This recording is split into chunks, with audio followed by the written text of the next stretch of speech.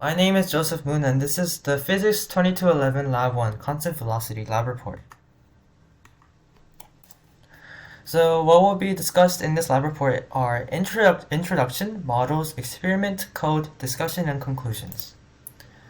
The purpose of this lab is to compare the observed position of an object moving at constant velocity to the predicted position computed from a computational model. Given constant velocity, the prediction is that the object will move with no net force. However, the reality is that constant velocity is difficult to achieve in real situations with other possible forces present. The object used in this experiment was an Apple Pencil, and the observed position was measured using the program tracker, and the predicted position was calculated with GlowScript. The models in this experiment include Newton's second law, which states that the change of momentum of a body is proportional to the impulse impressed on the body. In other words, the change in momentum is equal to the net force multiplied by the change in time. This law and its applications will be used to construct the predicted position graph of the object in motion and calculate the predicted velocity. Below are the applications of this law, which include momentum update and velocity update. Velocity update formula is achieved by simply dividing the momentum update formula by mass.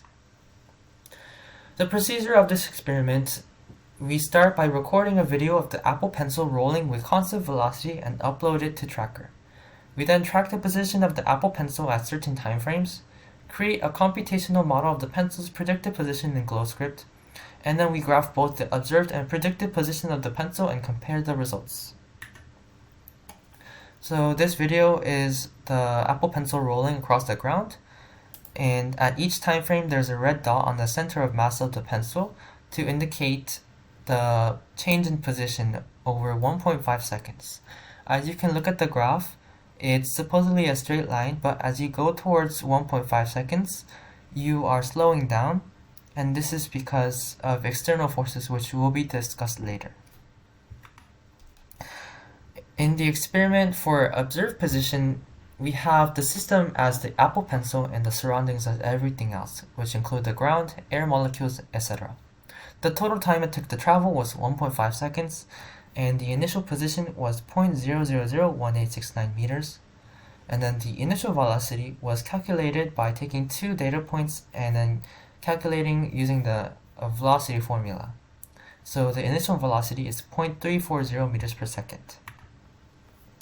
So for the code to find the predicted position, we have the pencil's mass, and then we have the initial position of the pencil, initial velocity of the pencil, and then delta t is set equal to 1/24 because it's a 24 fps video.